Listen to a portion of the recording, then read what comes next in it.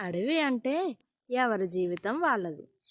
అందరూ తమ తమ విధంగా ఆహారం సంపాదిస్తారు. కానీ అందులో కొన్ని జంతువులు దయతో, మరికొన్ని మోసంతో జీవిస్తాయి. ఈ కథలోని జింక చాలా మంచిది. అది ఎవరైనా ఆకలితో వస్తే తన దగ్గర ఉన్నది పెట్టేది. అదే అడవిలో ఒక నక్క ఉండేది. దానికి బద్ధకం. ఎవరు సహాయం చేయకపోతే మోసం చేసి లాభపడాలని ఆలోచిస్తూ ఉండేది. నక్క మొదట్లో జింక ఇచ్చే ఆహారంతో సంతృప్తిగా ఉండేది.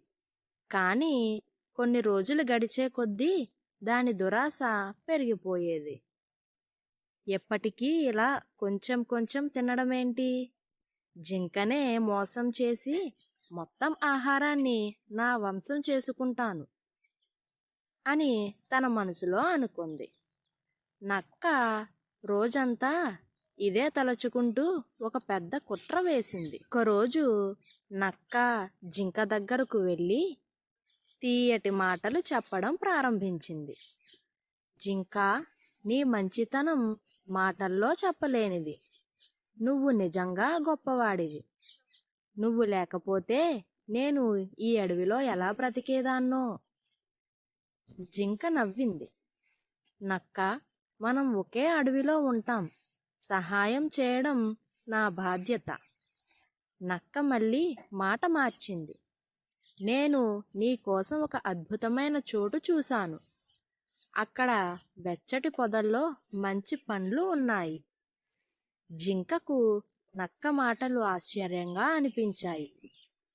ఇప్పటి వరకు నక్క ఇలా ప్రేమగా మాట్లాడిందే లేదు. ఇంత ఆనందంగా పండ్లు ఉన్నాయి అంటుందేంటి అని ఆలోచనల్లో పడింది. కానీ నక్క ఉద్దేశ్యం తెలియక సరే వెళ్దాం అని అంగీకరించింది. నక్క ఒక పెద్ద గుంత తవ్వి దాన్ని ఆకులతో కప్పేసి పెట్టింది. పక్కన కొన్ని రుచికరమైన పండ్లు ఉంచింది. జింక ఈ పండ్లను చూసి అజాగ్రత్తగా అడుగు వేస్తే గుంతలో పడిపోతుంది. అప్పుడతన్ని మోసం చేయగలను అని ఆనందంగా అనుకుంది. నక్క తన ప్లాన్ని అమలు చేసేందుకు రెడీ అయ్యింది. ఇక్కడ అద్భుతమైన పండ్లు ఉన్నాయి, రా ఇద్దరం కలిసి తినేద్దాం అని జింకని పిలిచింది. జింక నెమ్మదిగా అడుగులు వేసుకుంటూ వెళ్ళింది. కానీ అది గమనించిందేమిటంటే ఇప్పటి వరకు నక్క నా దగ్గర ఆహారం అడిగేది. కానీ ఇప్పుడు పండ్లు ఉన్నాయంటూ నన్ను పిలుస్తోంది. నిజంగా పండ్లు ఉంటే నక్క ఇప్పటికే తిని ఉండేది కదా అని చాలా తెలివిగా ఆలోచించింది. ముందుగా ఓ చిన్న రాయి తీసి నక్క చూపించిన చోట విసిరింది. ఈ పడగానే సౌండ్ వచ్చింది. గుంతలో ఆకులు కింద పడిపోయి లోపల పెద్ద గోతి ఉందని అర్థం చేసుకుంది. జింక నెమ్మదిగా నవ్వుతూ నక్కను చూసింది. నక్క, ఇది నీ కుట్ర కదా? నాకు అర్థమయ్యింది. నువ్వు నన్ను మోసం చేయాలని చూశావు. నక్క ఒక్కసారిగా హడిలిపోయింది. ఇది నా తప్పు కాదు. ఆ గుంతను నేను చూడలేదు అని అబద్ధం చెప్పే ప్రయత్నం చేసింది. జింక నవ్వి, ఇదేనా నీ ప్రేమ అని చెప్పింది.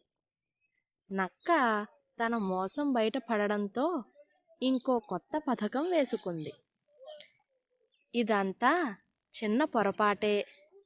నువ్వు దగ్గరగా వచ్చి చూస్తే నిజంగా ఇక్కడ అద్భుతమైన పండ్లు ఉన్నాయో లేదో నీకు అర్థమవుతుంది అని ఒత్తిడి చేసింది. అయితే జింకను నమ్మించడానికి అక్కడేమీ గుంత లేదు అని ఒక్క అడుగు ముందుకు వేసింది. జింక నమ్మినట్టే ఉంది అని మనసులో అనుకుంటూ మరో అడుగు వేసింది.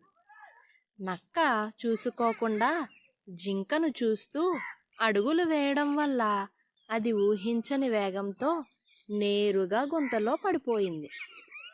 అయ్యో, నేను గుంతలో పడిపోయాను అని భయంతో అరిచింది. జింక నక్కను చూసి నవ్వింది. నన్నే మోసం చేయాలని చూశావు, కానీ నీ తప్పు వల్ల నీకే శిక్ష పడింది అని సరదాగా చెప్పింది. నక్క భయంతో, జింకా, నన్ను క్షమించు, ఇంకెప్పుడూ మోసం చేయను, నన్ను బయటకు లాగు అని మొరపెట్టుకుంది. ఇంకా దయతో నక్కను బయటికి లాగింది.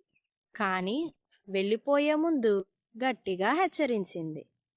ఇప్పుడు క్షమించాను, కానీ మరోసారి ఇలాంటి పని చేస్తే ఎవరూ నిన్ను కాపాడలేరు.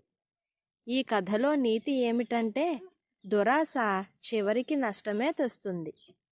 ఎవరినైనా మోసం చేయాలని చూస్తే చివరకు మనమే దానికి బలి కావాల్సి వస్తుంది. వచ్చినట్లయితే ప్లీజ్ మా ఛానల్ని సబ్స్క్రైబ్ చేయండి, లైక్ చేసి మీ ఫ్రెండ్స్కి షేర్ చేసి న్యూ స్టోరీస్ కోసం బెల్ బటన్ నొక్కండి.